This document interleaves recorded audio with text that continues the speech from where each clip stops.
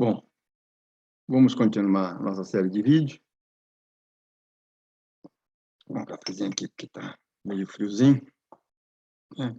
Hoje nós vamos para o vídeo 18. Ele seria o vídeo final, mas acabou ficando muito grande. E aí eu resolvi dividir em dois, porque as pessoas comentam que os vídeos grandes é difícil de ler no celular. Como eu não tenho hábito de ler no celular, né? Até a idade já não me permite mais ler no celular, fica difícil, né? Então, eu estava atento para isso. Agora, então, vou realmente tentar fazer coisas mais devagar, menores, para facilitar o celular. Vamos lá para o nosso vídeo 18. Então, o que acontece? Nós vamos para o vídeo 18 e 19, né? Então, deixa eu pegar aqui. Vamos abrir.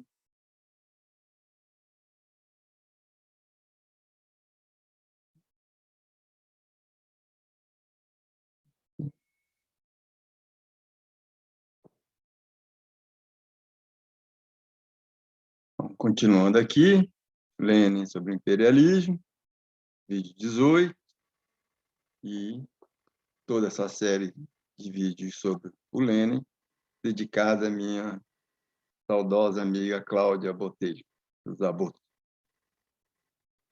Bom, começar aqui com uma coisa que eu acho muito interessante, que o Lenin pegou do Kautsky e eu peguei do Lenin, né? Um epígrafe que ele diz assim: um monte de gente louva o Lenin. Há muitos que o leram? Não. Louvo uma caricatura do Lenin. Seria melhor se o louvassem menos, mas o lessem mais, né? Aqui está a referência, onde é que eu encontrei isso. Um golinho de café para esquentar. Vamos lá. Então, esse vídeo tem duas partes. Uma parte, antinomia em Lenin. Outra parte são as discordâncias, 7 discordâncias e uma concordância com o Lenin, né? Bom, vamos começar pela antinomia. Há dois Lenin, para surpresa das pessoas. Eu me divirto muito quando eu digo isso. Há um Lenin revolucionário, à la Marx, não hegeliano, em que a revolução não é uma evolução da razão, não é o curso dos acontecimentos, necessário dos acontecimentos, mas a revolução é uma necessidade prática de nos livrar da opressão cotidiana. E é um Lenin revolucionário hegeliano, místico, em que a revolução é o avanço da razão em busca da autossuficiência. Então, vamos ver o Lenin revolucionário à la Marx. Lenin, no Quem são os Amigos do Povo, na página 16, ele diz: a transformação da economia capitalista em economia socialista nada tem a ver com a dialética hegeliana. Nada tem a ver com a dialética hegeliana.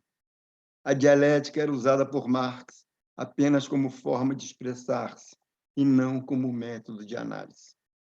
Na página 43, ele volta e diz: estamos diante da vulgar acusação de que o marxismo aceita a dialética hegeliana. Sim, Lenin falou isso por Quem são os Amigos do Povo.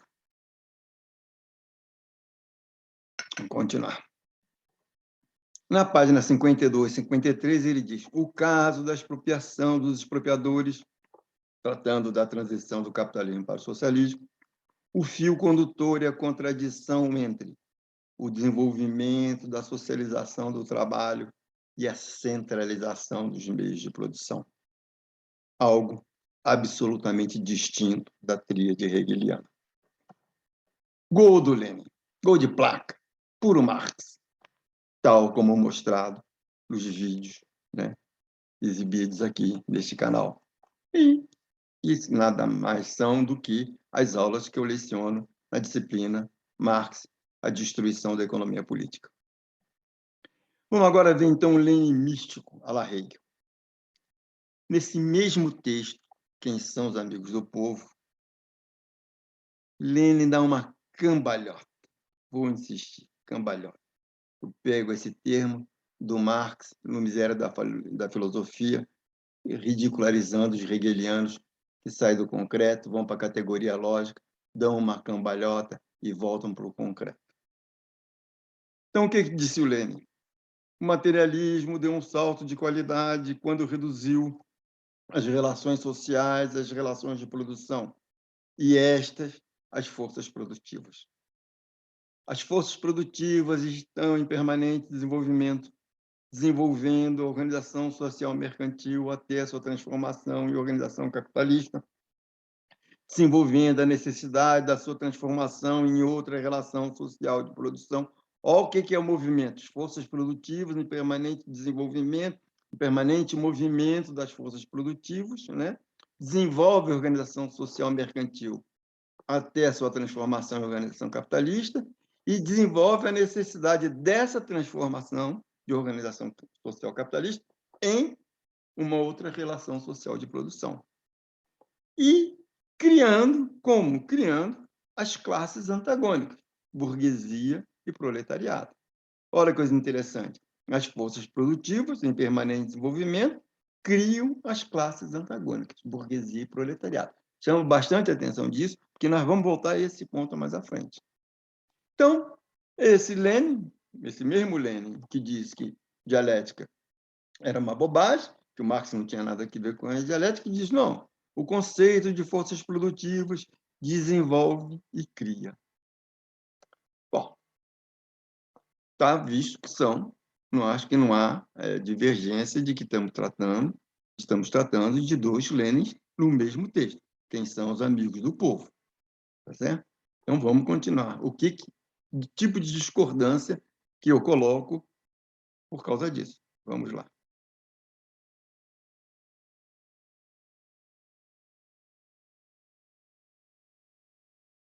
Bom, primeiro eu vou falar, olha, Lenin é um rebelde discípulo hegeliano. Depois eu vou falar, Lenin é um religioso, um místico. Lenin, socorro, olha o que você que implica o que você está falando.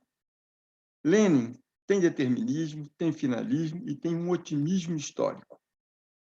Lenin, vou confrontar Lenin com Marx, o economista contra o revolucionário.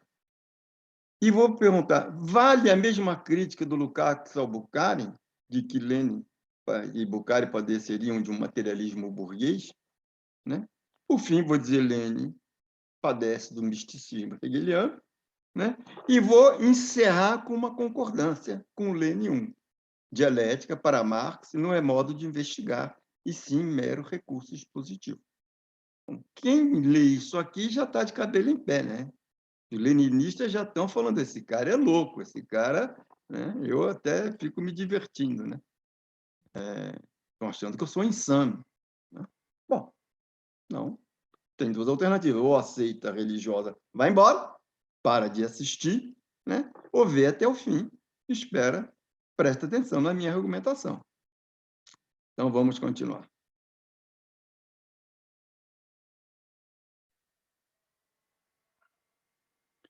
Bom, tenho que fazer um alerta. Por que eu estou chamando de discordâncias e não críticas? Porque aqui, ao apontar a antinomia e registrar a discordância, não tem o mesmo significado de crítica usado pelo Marx. É usado, as pessoas se dizem marxistas, mas não entendem direito o significado de crítica para o Marx. Por que não tem o mesmo significado? Por que discordância? Porque aqui o que eu coloco não é uma arma apontada para o inimigo que eu quero destruir. Não. Mas é um esforço para que Lenin seja melhor compreendido e melhor reverenciado sem adoração e sem religiosidade, mas por aquilo que, de fato, é uma grande contribuição para o movimento proletário, para a Revolução Proletária.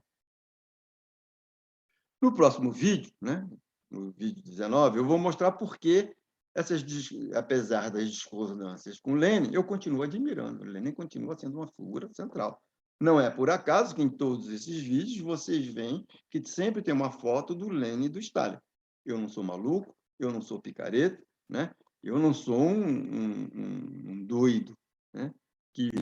Um charlatão que tem foto do Lenin e do Stalin junto e estou jogando merda nele. Não, eu continuo admirando, mas por motivos que a gente vai ver no próximo vídeo. Então, vamos continuar aqui. Vamos começando a ver as discordâncias que eu tenho com Lenin, que são discordâncias que surgiram posteriormente, né? Quando eu fiz a minha tese de doutorado, eu não tinha isso claro na mente. Isso é de 90, né? Já se passaram 30 anos, eu mudei, eu aprendi, eu avancei. Na realidade, eu me livrei do marxismo com que eu fui formado. Eu acho ele hoje ridículo, uma seita religiosa horrorosa, tá certo? Mas eu vim mudando, vim estudando mais o Marx, mas tendo uma compreensão diferente do marxismo convencional. Então, vamos lá. Primeira discordância. Lenin, rebelde discípulo hegeliano. O Marx, no Miséria da Filosofia, páginas 92 e 93, ele diz assim: ao fazer abstrações, os hegelianos, ao fazer abstrações, imaginam fazer análise. O concreto vai para a categoria lógica. Aí dá uma cambalhota e a categoria lógica volta para o concreto. Isso está no Miséria da Filosofia, página 92 e 93. O que faz o Lenin? No Quem São os Amigos do Povo? O materialismo deu um salto de qualidade quando reduziu as relações sociais, as relações de produção e estas as forças produtivas. O que está fazendo Lenin? O conceito de forças produtivas em permanente desenvolvimento, desenvolve a organização mercantil e cria as classes antagônicas. Ora, o que diz sobre esse tipo de procedimento Marx lá no Ideologia Alemã? Né? Ele fala, segundo o sistema hegeliano, as ideias, os pensamentos e os conceitos produzem, determinam e dominam o mundo real dos homens, seu mundo material, suas relações reais. E diz o Marx, seus rebeldes discípulos tomam isso dele. Então, vem a minha pergunta. Lenin é um rebelde discípulo hegeliano? Me parece que sim. Esse Lenin II é um rebelde discípulo hegeliano. Então, comparando quem são os amigos do povo, né, e o imperialismo, isso a gente vai ver mais para frente no imperialismo também tem essa mesma coisa, né? Com o Marx e Engels da ideologia alemã, você conclui que Lenin é um rebelde, o Lenin II é um rebelde discípulo hegeliano. Segunda discordância. O Lenin II é religioso e místico.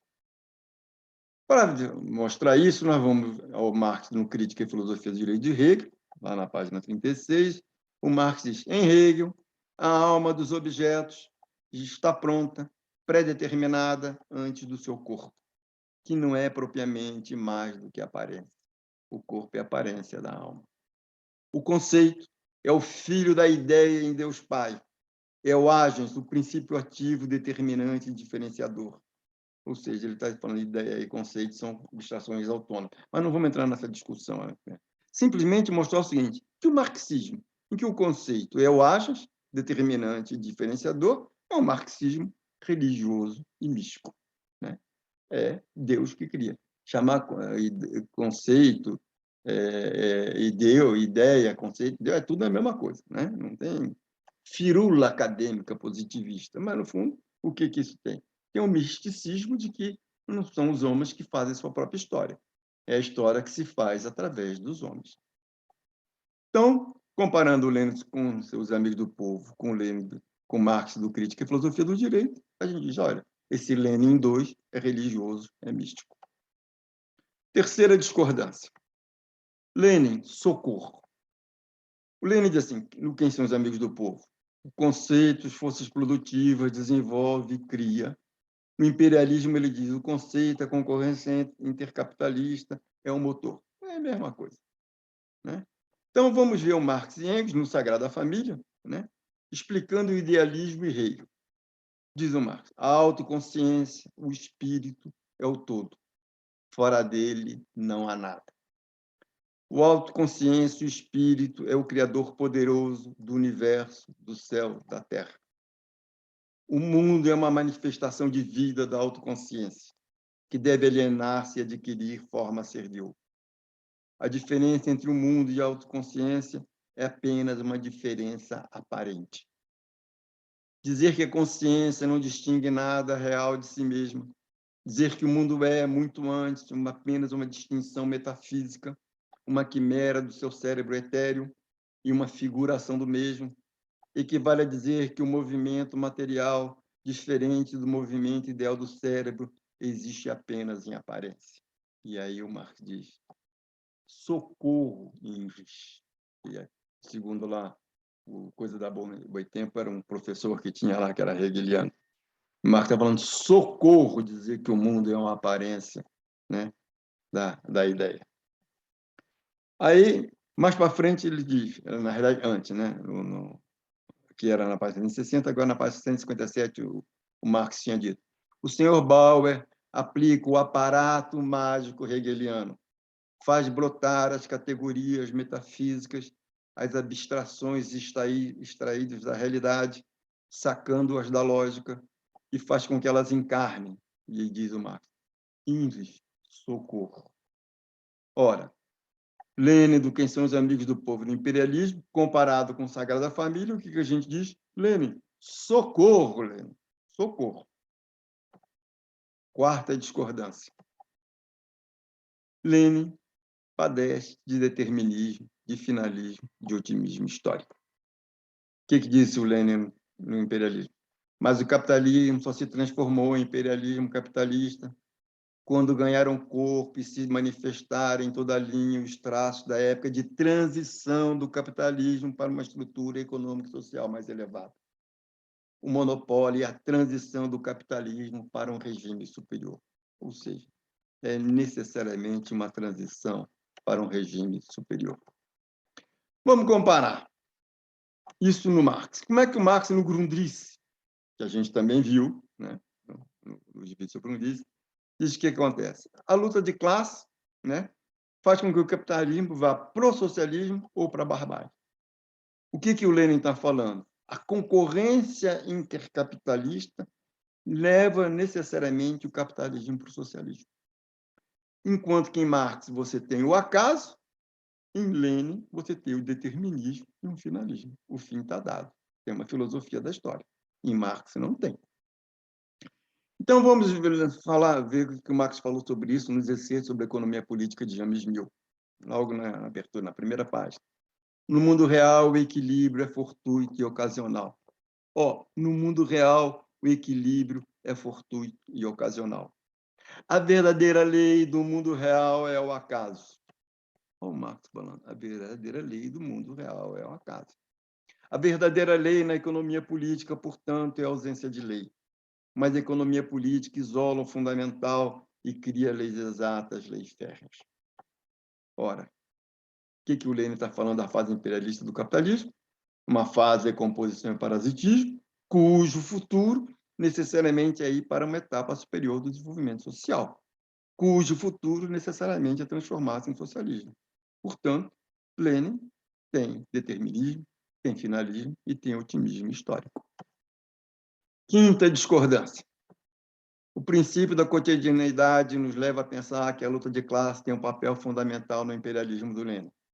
Isso é um pensamento equivocado. Já chamamos a atenção na quarta e agora nós vamos mostrar isso melhor. O que disse o Marx no Grundrisse? O capital caminha para a sua dissolução. Por quê? O processo de socialização do trabalho corrói as bases do capitalismo. Sua dissolução, processo, corrói as bases de socialização do trabalho, corrói as bases do capitalismo. O que diz o Marx? A luta de classe leva à substituição do trabalho direto pelas máquinas, já mostramos isso lá no vídeo sobre o Grundrisse, né? Coloca o trabalho direto em suspenso e a principal força produtiva passa a ser a aplicação da ciência à produção, criando, assim, o trabalhador coletivo. Ora, o que isso implica? Isso implica que a exploração do trabalho do outro não faz mais sentido, né? Por quê? A exploração do trabalho do outro é a base do capitalismo. Ora, quando você substituir o trabalho do outro pelas máquinas, né? Como é que você vai extinguir trabalho? apropriar trabalho do outro, você apropria trabalho da máquina, quer dizer, que negócio meio esquisito, quer dizer, não funciona mais essa história de exploração do trabalho do outro. Ou seja, uma base fundamental do capitalismo está corroída, né? E se o trabalho do outro, se o trabalho direto está em suspenso, o que acontece? A teoria do valor também dança. Por quê? Qual é a base da teoria do valor? É o tempo de trabalho. Ora, se o trabalho não é mais do homem, é o trabalho da máquina, não faz mais sentido você falar em teoria do valor com base no trabalho operado pelas máquinas, né? E tampouco a propriedade privada faz sentido. Você corroeu as bases do capitalismo. Por quê? Porque se é a principal força produtiva e aplicação da ciência é a produção, a ciência é negação da apropriação privada do conhecimento. O conhecimento depende da interação, das externalidades positivas. Portanto, a principal força produtiva não combina mais com você ter um conhecimento que você fecha em si mesmo e só você usa daquele conhecimento.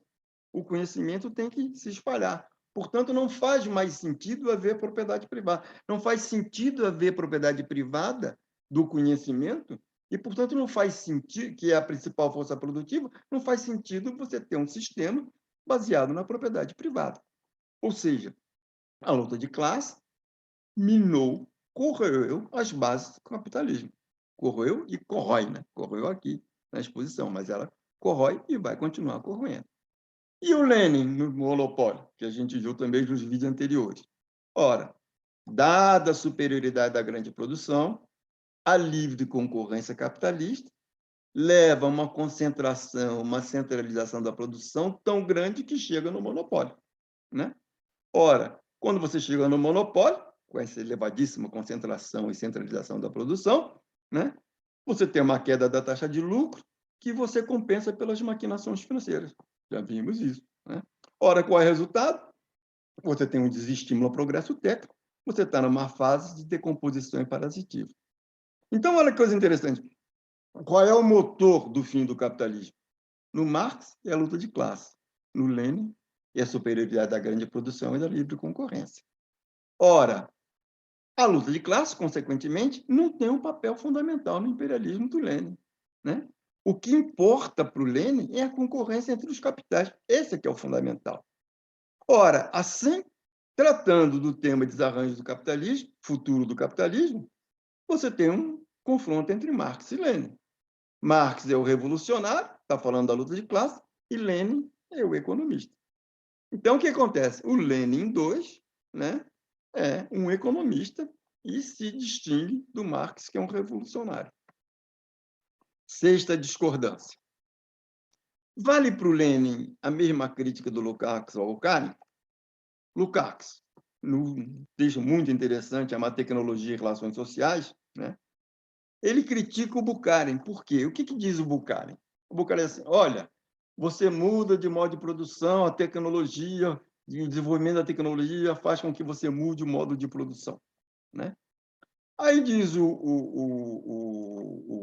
Lukács, pô, você transformou a tecnologia em um princípio transcendente. Esse materialismo é um materialismo burguês. Ora, aquilo sempre me intrigou, eu li aquilo, até que um dia caiu a ficha, né? Falei, olha, eu acho que a provável inspiração do Lukács para fazer essa crítica está no Marx e Engels, no Manifesto do Partido Comunista. O que eles dizem, né? O Marx e o Engels dizem no Manifesto? Eles dizem assim, a burguesia estava se revelando incapaz de continuar a exercer seu domínio por muito mais tempo, porque ela era incapaz de impor à sociedade como lei suprema as condições de existência da sua classe. Pela incapacidade, por que ela é incapaz de impor como lei suprema as condições de existência da sua classe? Pela incapacidade para assegurar ao seu escravo, proletário, a própria existência no quadro da escravidão, o assalariamento.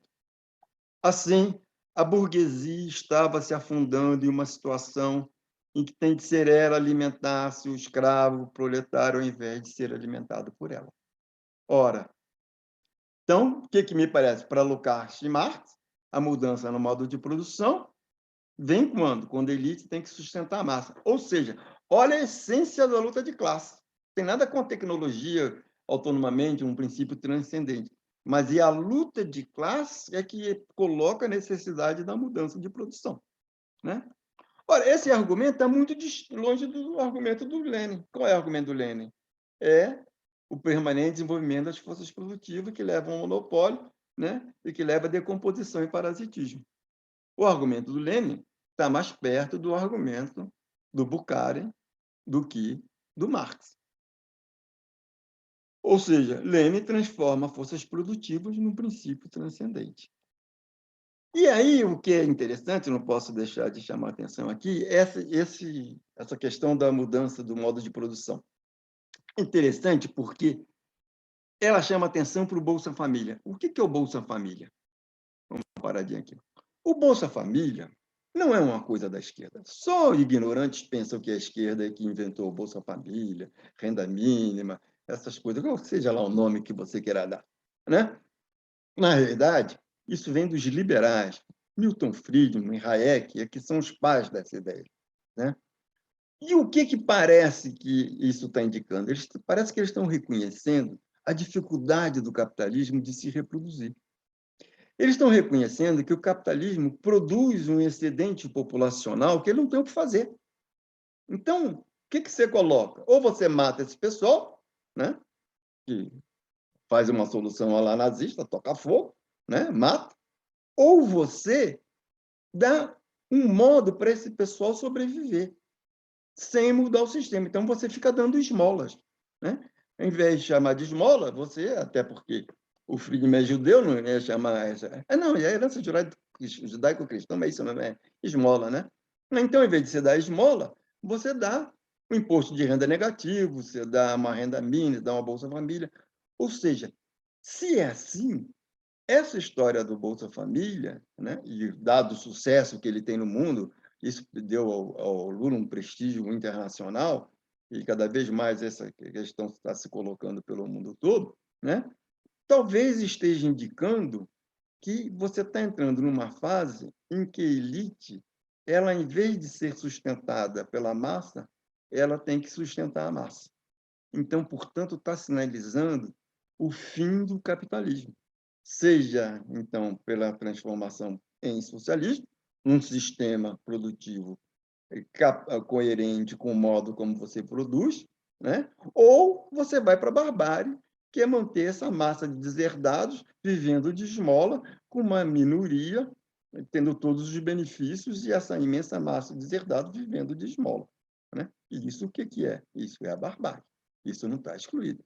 Não é verdade que para o Marx, né, necessariamente nós vamos para o socialismo, que você vai ter uma revolução, né? Isso aí é beatificar o povo de Deus. E o Marx não fazia isso.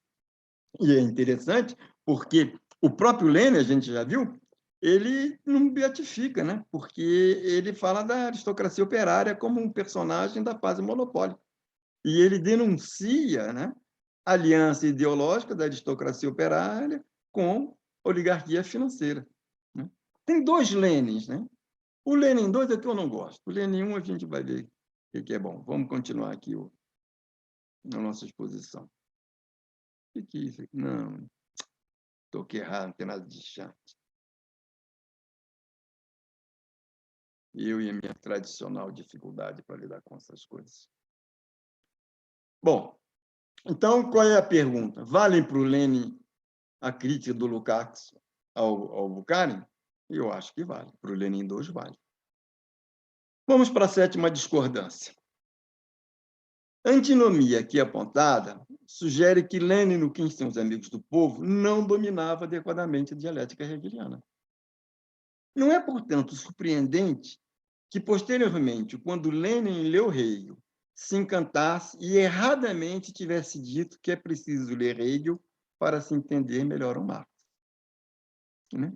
Ou seja, eu me lembro de um aluno hegeliano que eu tinha, que não sei por que frequentava a minha aula, porque ele ficava muito nervoso, né, com as críticas ao Hegel. E aí, ao final do curso, ele me deu de presente o livro do Lenin, né? Falou, aqui, está vendo? Olha, até o Lenin reconheceu que Hegel é que tinha razão, né? Eu falei, engano seu. O Lenin não entendia de dialética. Ele não sabia. Quando ele escreveu Quem São os Amigos do Povo, ele não entendia. Daí que, quando ele, mais tarde, vai ler o Hegel, ele se reconhece naquele Lenin lá do quem são os amigos do povo, né? E adere ao Hegel. Mas isso não tem nenhuma conversão. Esse Lenin já estava lá. Ele é que não entendia o que era dialética. Então, vamos continuar.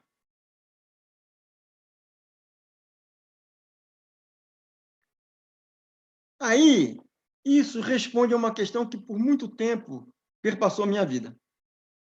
O otimismo histórico, o finalismo do Lenin, é fruto de agitação e propaganda? Porque se você está na agitação e propaganda, você não pode falar, olha, pessoal, nós vamos, deixa eu aqui, né? Nós vamos lutar, não sabemos se vamos ganhar, quem sabe, pode ser. Não, você não faz política assim, né? Política você faz com emulação, com coisa, né? Então, eu ficava em dúvida, mas vem cá, necessidade prática, né? Daquela, porque era uma fé religiosa que está presente o tempo desde o início. Eu tinha aquela coisa assim meio que me incomodando no Lenin, né? E quanto mais foi mudando o modo de eu ler o Marx, mais foi me incomodando. E assim, durante um bom tempo, eu fui assombrado por essa dúvida. Mas essa fé religiosa é falsa, é mentirosa, é pragmatismo da agitação e propaganda necessária para emular a revolução, ou é fruto do hegelianismo mesmo? Ora, eu acho hoje, deixa aqui, hoje eu acho que ela é fruto do misticismo hegeliano. As duas coisas se confundem, né? Quer dizer, não dá para fazer a separação, né? Eu acho que o misticismo hegeliano influencia a agitação e propaganda. Por quê? Porque em Hegel, qual é a única liberdade que você tem? É de antecipar o dever. Então, o revolucionarismo do Hegel, ele é religioso e ele trabalha fortemente para antecipar o dever. Então, a agitação e propaganda não é incompatível com o misticismo. Ela não é fruto de pragmatismo, mas de misticismo hegeliano. Chegamos, então, à concordância com Lenin 1. Né? Só falamos mal do Lenin 2, chegamos à concordância com Lenin 1. E ela se refere à questão da dialética materialista que todo marxista fala. Né? O que a gente já viu aqui em vídeos anteriores? O Colette, no Marxismo e Dialética, diz que o marxismo, na maioria dos casos, sequer suspeita que oposição dialética e oposição real são duas oposições e que são posições radicalmente distintas. O marxismo, na maioria dos casos, nos poucos casos em que teve notícia dessas duas oposições, não compreendeu o significado delas, pois considerou a oposição real como exemplo, um caso de dialética. Oposição dialética e oposição por contradição, tradicionalmente expressa pela fórmula há e não há. Não há não é nada em si, não é nada por si. Não há é apenas a negação de há. Há não é nada em si, não é nada por si. Há é apenas a negação de não há. Ora, não há não é nada em si, há não é nada em si, não há não é nada em si. Portanto, qual é a conclusão óbvia do Colette? A dialética só existe nos conceitos. Não existe dialética da matéria. Surpreso, né? Vamos à frente. E não há, ambos os polos são nada em si e por si mesmos. São apenas negativos do outro. Para ser ele mesmo, cada um dos termos há e não há, né, precisa da relação com o outro. Isto é unidade de opostos. E só no seio dessa unidade, um polo é negação do outro polo. A origem da dialética, diz o Colette, é platônica. Ambos os polos, os opostos, são negativos, no sentido de que são irreais, de que não são coisas, de que são não coisas, né? De que são apenas ideias. Polos opostos são irreais, são não coisas, são apenas ideias. O conceito verdadeiro de dialética, continua o Colette dizendo, disse Hegel se referindo a Platão. Olha o Hegel falando que é o conceito verdadeiro de dialética. consiste em mostrar o movimento dos conceitos puros, não como se ela se dissolvesse com eles no nada, e sim mostrando que os conceitos são precisamente o movimento e que o universal é a unidade desses conceitos opostos. A dialética só existe nos conceitos. A dialética da matéria, a dialética das coisas, que deveria ser o específico do marxismo, já está toda contida na obra do Hegel. Não em contradição com o idealismo do Hegel, mas como instrumento e meio desse idealismo. Lembra, gente? Aqui mesmo nesse vídeo a gente já falou que, para o Hegel, você tem a ideia, né? E que ela se expressa, né? Ela aparece como não ideia, né? Ou ela encarna como o real. Ou seja, a existência do real é como encarnação ou como aparência da ideia. Ora, portanto, o movimento do real já está contido no movimento da ideia. Aí diz o Colette, o drama do marxismo, incorrido até mesmo por Engels, no seu Dialética da Natureza, é tomar ao pé da letra a dialética da matéria de Hegel como sendo uma forma superior de materialismo. Bom, o marxismo tem ataques com isso do Colette. Né? O drama do marxismo é tomar ao pé da letra a dialética da matéria do Hegel como sendo uma forma superior de materialismo. Isso é um erro. Em suma, diz o Colette, é perda de tempo. Em alguns casos é pior que isso, falar-se em dialética das coisas. E aí, qual é o ponto disso? Isso não é estranho para o Marx. Isso não é uma invenção, né, do Colette. Não é uma reflexão. Isso está no Marx. E onde é que está no Marx? No Crítica à Filosofia do Direito, em Hegel. Né? Lá na página 105, o que o Marx fala? O dualismo fundamental da lógica do Hegel. Qual que é o dualismo fundamental da lógica do Hegel?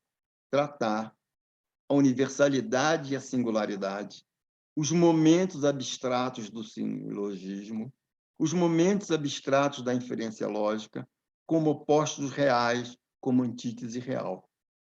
Tratar a universalidade, a singularidade, os momentos abstratos do silogismo, os momentos abstratos da inferência lógica, como opostos reais, como antítese real. Isso é uma crítica puramente kantiana.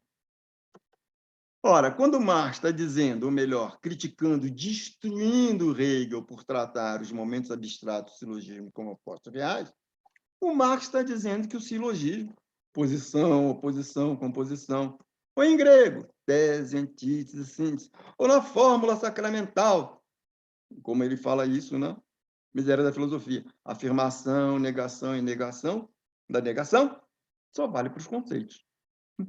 A tal da dialética da matéria é uma matéria, dialética materialista é uma grande bobagem.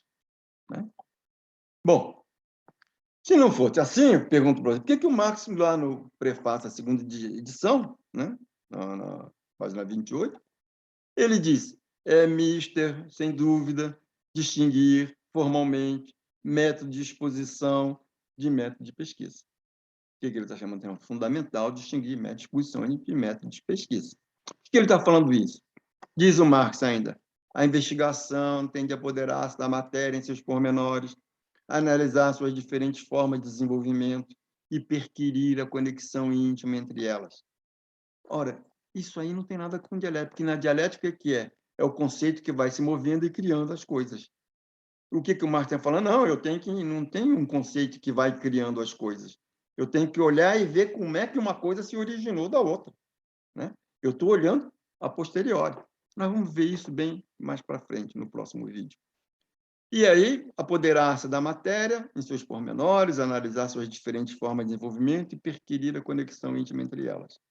E só depois de concluído esse trabalho, apoderar-se da matéria em seus pormenores, analisar suas diferentes formas de desenvolvimento e perquirir a conexão íntima entre elas, é que se pode descrever adequadamente o movimento real. E aí, continuemos. Se isso se consegue, disse Marx, ficará espelhado no plano ideal a vida da realidade pesquisada. o que pode dar a impressão de uma construção a priori. Ou seja, ele não tem uma construção a priori. Ele não tem uma verdade que ele vai buscar, né? Isso ele está falando no prefácio da segunda edição, né? Esse prefácio que todo mundo diz que é evidência de que o Marx era dialético. Mas, pô, então o Marx tem também uma antinomia, quer dizer, o Marx tem uma confusão. Porque isso que ele está falando é evidente que não tem nada a ver com dialética. Ele não tem um conceito que vai mudando e criando o real, né? Não tem nada disso. Ele está olhando e falou, eu tenho que olhar e ver como é que uma coisa se seguiu da outra. Você não tem causação entre uma coisa e outra. Você só a posteriori é que você percebe o que é aquela coisa anterior resultou nessa. Ou seja, se você não tem determinismo, você não tem finalismo, você não tem acaso, né? E é o presente que ilumina o passado. Não é o passado que ilumina o presente. O presente não é necessariamente o destino do passado, tá certo? O presente é fruto do acaso. O passado, em cada momento, você tem diferentes alternativas. Algumas sobrevivem, outras não. E só o que você faz, então, com a história é reconstruir, reconstituir aquilo que sobreviveu. Mas você não tem finalismo, você não tem uma filosofia da história. Então, se é assim, qual é o ponto? É o ponto do Lenin 1. A dialética não era um modo de estudo, de análise, de investigação do Marx. A dialética é um recurso para o Marx dialogar com a corrente hegemônica do pensamento alemão. Ou seja, Marx não investigava dialeticamente. Marx expunha dialeticamente. Conclusão, né? Chegamos ao final desse vídeo. Um monte de gente louva o Lenin. Há muitos que o leram? Não. Louva uma caricatura do Lenin. Seria melhor se eu louvasse menos, mas eu lesse mais. Agora, vou encerrar com um alerta. Olha, aqui apontar as antinomias e as divergências em Lenin não tem o mesmo significado de crítica usado pelo Marx. Não é uma arma apontada para o inimigo que se quer destruir, mas um esforço para que Lenin seja melhor compreendido e reverenciado sem adoração e sem religiosidade, que é o que nós vamos fazer, né, no próximo vídeo, no vídeo 19. Vou fechar aqui. Ok? Então, até o próximo vídeo. Fiz um vídeo menor. Na verdade, seria melhor continuar, né? Que o cara está quente. Mas eu vou atender ao pedido do pessoal para fazer vídeo menor para ler no celular. Até o próximo.